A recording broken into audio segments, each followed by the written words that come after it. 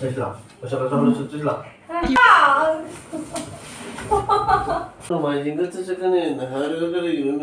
Moi kaino tawre pirame ki park mafam da tawni ai adugi ara message ta ising pura bonu no children park da tawgani ba oi halaga oren jum jatoni loi salu mayam mayam ai husi yo class tani angang si yo ka to basang khare ado ai ngasi ne tum hogalaga mangon dai na prank to ga na khanba adu ba ku yoga men na ne moi ngasi pyramid ngasi dagi pyramid hogni ai ne adugi yoga class to ina la eba ado mayam adu ba koi haide hairam mani ngasi jumda chasi ai na ne mangon dai haide hairam mani to khangde mana kari haira pudi khangde aina ne matam ku ira ba ina ne mangon da suti la thu jumda chasi de angang su school hangi dore na ka ku ya ba angang su suti bitare se nimit 10 ni rom sujale aba aduna aina jumda chausi ai na haira pa chau kha ko ye do ma gi suti phangde phangde na tum tawna lai ri na ba ai ya ya ma tam ne ma suti phangde tam ha re moi gi duty de ne su jam na ku ma ne ba aduna ai ya ma tam da duty do ko ma ne suti toi toi na phangde ba ta pu dai gi ma na bi do khak onila do ma kai na ni bya phandra sana ba gi na hai re ba adu su ma na phangde suti phangde ai na adum su ya ham de cancel oi gare adu program dum su ngasi de na ma hon da ai hai re ba ngasi di ngarang gi ma hon da khada di tak pa na jumda chasi suti phangga su tak phangde ko te ne ngang ba du ne adagi ngasi se na ji yoga thom dai da ma hon dai hairam ba ne ba tum nan suti da haino ja ha to su wai ne ngasi di jumda chat ba ja de ne ma hon ngang yi ba ne do loi salamo ai la ga chasi na hai ba mayam khangde do hore kamai to ba do ngasi di ma hon da garam khara tawrage ko jumda chasi na oi di pam di chatti chatte ko ai pam do ji ka nam le te ko ngo bu da suti la e do go su ai chat te ba da te ai pam chat pa gi su ai blog ko na dum tam na ha pa ke mi mayam ai ngon da hai re ba gi pam chat pa gi blog ha pa u wai na tu su ai ha pa ngam te mayam da share to ba ngam te adu su dum tawrakani ko share tam tam na tawrake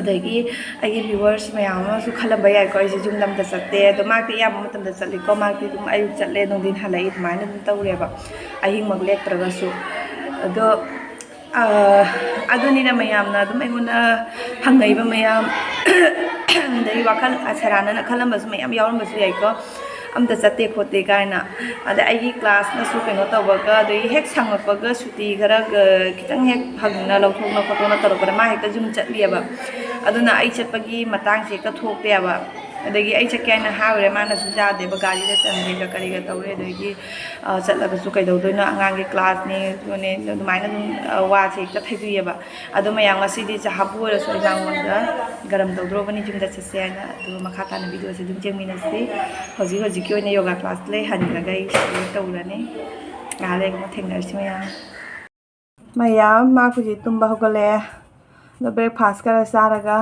adagi chatro bani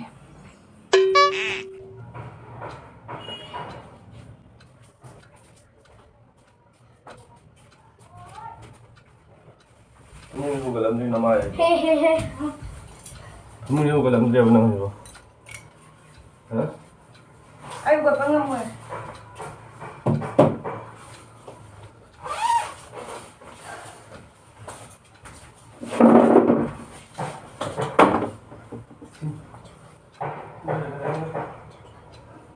Kali bo, nanti bo, nanti lah satu ni. Nanti lah satu ni apa?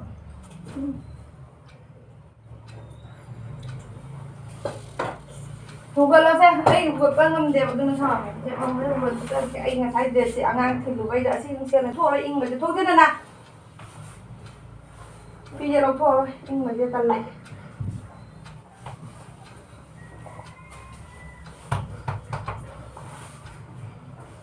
ung ya se no Ini, ung ya se no ini apa? Jumlah macam mana? Ayo kita. Suti Khangdre hek jajab. Ayah, kau ini demi nak tu Khangdre ni ne suti bo kau ini cahi cuma suti Khangdre ne. Nanti mereka cacar, ai dia bawa catar ni nami na Khangdre ne. Nang jumda catar na. Selalu dah jawab terus, jawab terus. Nang jauh dia kamai satu ni. Kau kaya tu saya no. Taruh ini.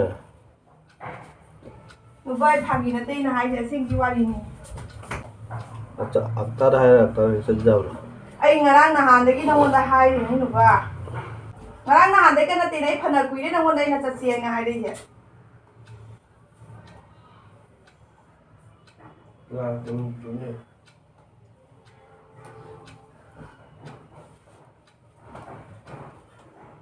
Nà mua nó thay Hôm nay chưa bà.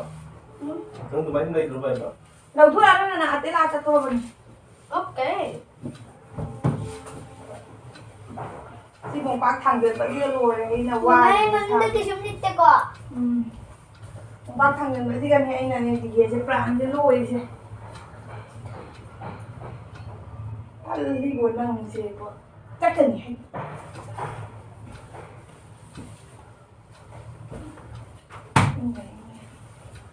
무슨 거? Bay ra sinh thì phải cái bay packing tàu có hậu trôi bên này. Muốn đi làm có sắp trôi bên này. Luôn bây giờ cái nón trắng thật là nên ngay xin chặt. 빵. Uy! Nana cảm ơn chú sang rồi xem. Nana. Cảm ơn chú sang rồi. Xem. Ma! Nó không, nó phát ai lên. Si Malang, adik này dulu kalau botol lo bukan kalau kan. Mabalik pero. Mabalik naman na mabalik na rin uke. Ito ulit. Pamangga babaga gapay mari. Cakap tahu kan. tumul ko ben pa kaya. Ma ito. Ay, babaga ni na tro. Ito tuition, ito gani pa na dugi ito tuition na gani pa na. Isila na dito. Nah, handigi dan ni biar tu ada sana je. Tu matu gahai na lo le tu nang na sakte.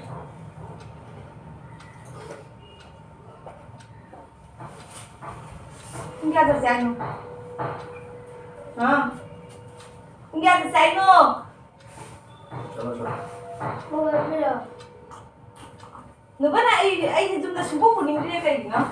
Dari aja mi kita nói rồi. Nang jawab deh kawan. Masih mata jawab na hilang ni dah. Nghe là anh thôi rồi. Nang jawab deh kawan itu no. Nanti kalau na. Kali cái này thôi này. Mama itu. Nang jawab deh kawan itu no apa? Apa yang terjadi luar na ini. Enggak saya nonton kita hai dulu apa? Orang lagi na hai ni. Talle mo siya dala ni. Ay siya mo dala ni ako. Nuba, enggak saya no.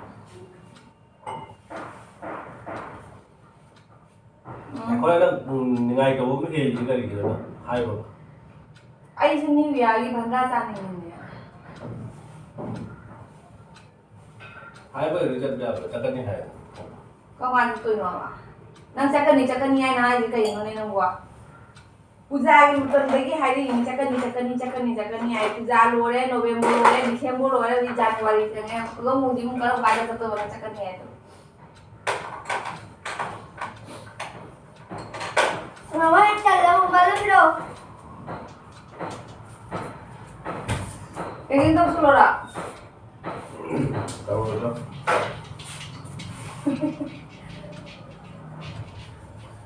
Hadu ni. Sekarang mulai sih. Aku sang ngaji ngaji kerana. Ini sekarang aja. Papa, mama dar mo piyang na bagi. Nabas. Get say no. Ganito doon na magi umaldo. Get say no. Ate na kasi. Ya, lu sih. Ngasi ceningnya apa? Ngasi ceningnya apa? Yang lebar Hanuman kalau mau aja tuh. Ngasi ceningnya. Ngasi sih. Yang lebar live promotion. Ngasi siapa nggak saya? Nggak saya no. Ini lah sih lah. Hah? Oh, terlalu apa? Ay nanti nang sasabi wali niya. Ay taka gisa to no.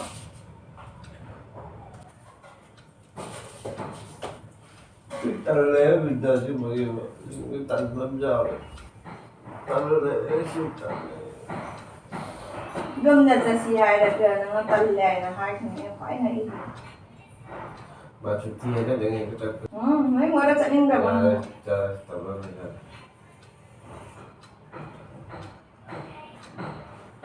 chalo ya khalo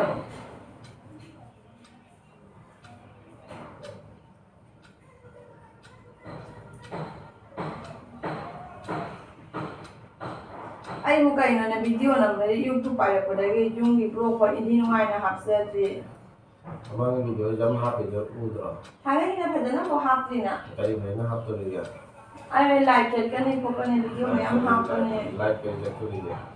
ai video me am hap ne phadana mo jaw ri na handa ki phadana nam yo ni Kali jeng tu ni, kali mana ni. na mo ale baru ni bu ka no ni bu baru ni Hanuman leibado adu wala chatningi amo bu bidai ni bo ka dong no phang de bo amo bu bidai ni bo tin cha ba cha bu de Ini kau ni tu. cha ba ja de ko dung tang ho ne ki tang ko yang ang ga ko ja dong dong cha ba dai na du ne cha sia na de Ini kau.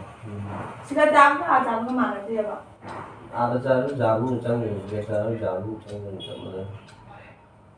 Oh, ini juga belum ada cerita semua itu. Ở đây YouTube tổ ai rồi? Oh, kade itu tu kau. Ini macam cerita kalau orang kata ini. Ai video ai cái xong cái gọi là thế và rồi cháu nhà mà nó nói thích sao sao à? Nên là những người dùng vào chân đi nghèo nó tận được rồi.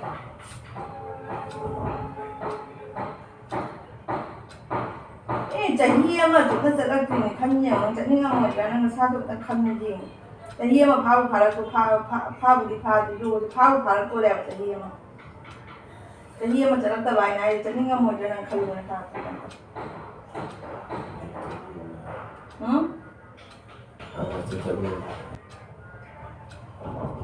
Agak saya lu betul agak saya bawa tu nak berbagi cuma tamu apa agak saya boleh lu berada.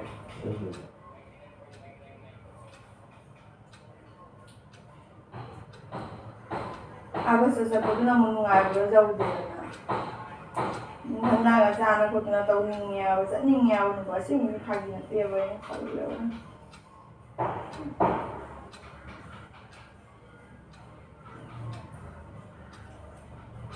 Oi, Nobas. Ada macam tu macam bayi akan macam bayi kalau cukup betul baru bah. Nang di kita loh tak? Jatuh ni. Macam tu itu. Baik tak lena orang ayam orang pagi nanti nang wajib kiam pilih kan orang suci lau tu nak hari ni. Ini cakap tahu dah dulu lagi kan. Amu angai sekolah hangan ni sekolah cuti macam ni nang cakap lau dah kau baca tu nuna. Angai sekolah hangan ni apa kamu?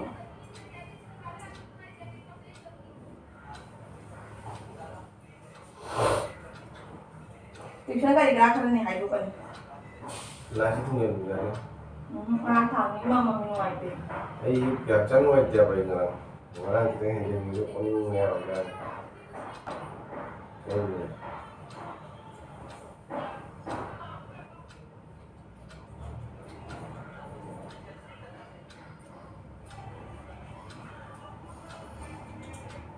Nana sang macam di video macam tu tuan kan?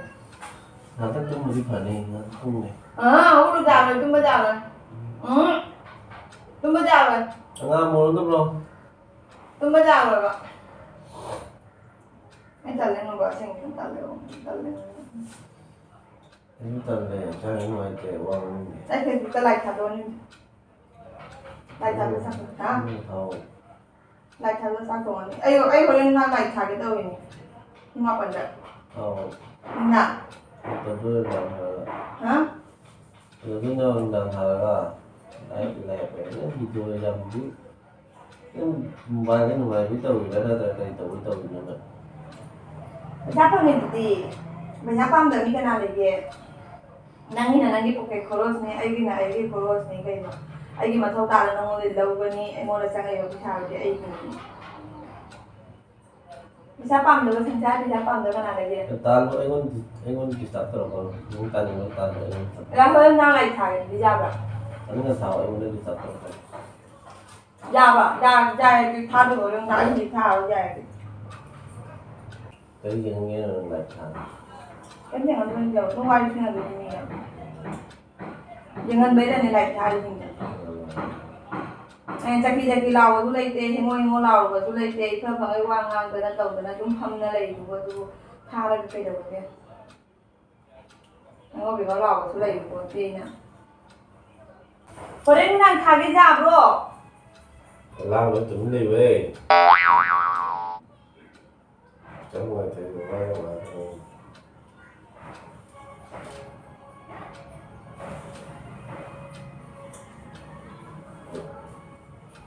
Mua nó đâu đâu này. Sao? Tadi kau misalnya saya cari.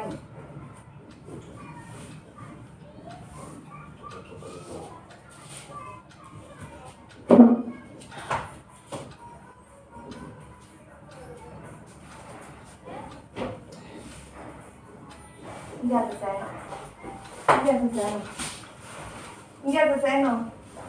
Dan bayi pejar ini. Ăn rồi thì thôm này. Cái nào tôi đi kể. Pejar ini kan bang. Chơi rồi. Itu lagi kan. Boleh kan. Pung drama tu itu ada, boleh apa sih kan apa? Chơi rồi từng chơi rồi. Anh có cái gì cho anh ngoài cái là hai cái bà na rồi cái gì cho một sợi rồi cái nào bà na tao đi nè.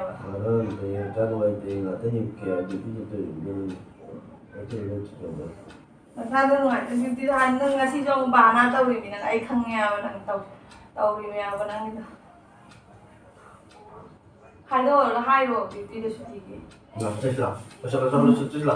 Chết là. Muốn gì? Muốn đi còn là lâu lại này.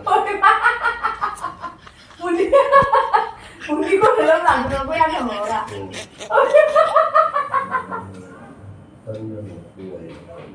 Chắc là nó hẹn được không nhỉ? Cái bên này. Không còn ạ. Hay có bác cho mình. Có lẽ là cái đồ bà này chỉ nó cũng rất phải hay. Cái gì mà tay chỉ đến bà cái này là hay gì. Dia 12 tu ni yang angin competition. Nó không phải tôi được được. Rồi thì mình cái gì. 9, 10, 11, 12 tu competition ni kan. Mana cái nó đồ bà tao lôi rồi. Pyramid ki practice tau tu ni meeting tu budi tu. Tu suti dah hanya lo apa ni sebab. Nên cái đồ bà không phải tôi được không này. Mà cô cái yoga ni kan. Dah ni aku kita buat apa sao kan ni tu. Cái gì đó. Cái đó. Mua đó. Cái gì tôi nói. Mua đó rồi. Cái đó. Mua đó rồi. Thế bây giờ cái à? Này. Ai chalo nang chalo. Ai tâm đi. Cái này. Ai ta làm ai chalo nang chalo.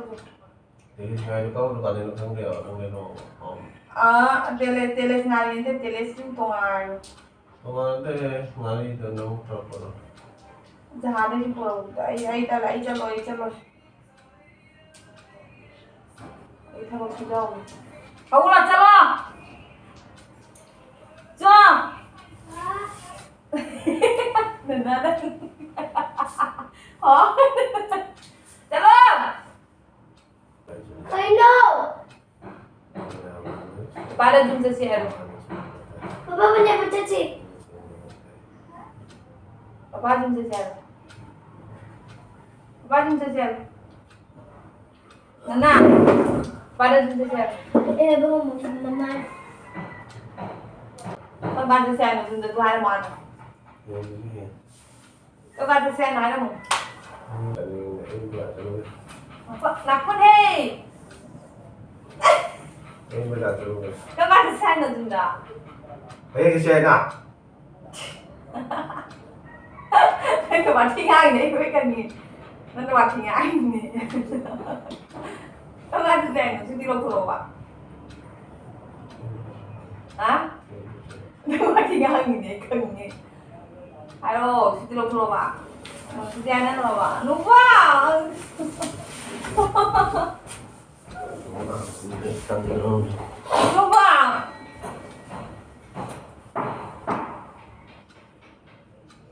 ว่ากันทำพี่ดงบ้าต้องการจะแซนว่ากันทำพี่ดง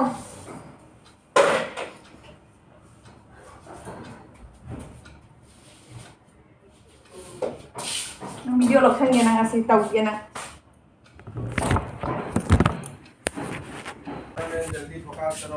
jadi fokus kalau nang kan kaza san nang ngono wapi do hay nang kai ngam kamu sa loi hay là đi cái đâu ạ hả em tới già rồi vẫn nung tin tới già nè bà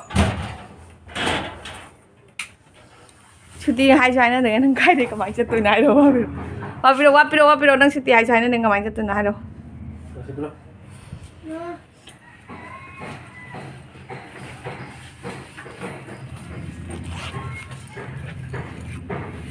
Mayang kamera lok salini record oi hona bagi aina ai huji mangonda video lok salini record oi hona bagi mangon machin si jana heng chakane ai chapa chata ba jeng mayam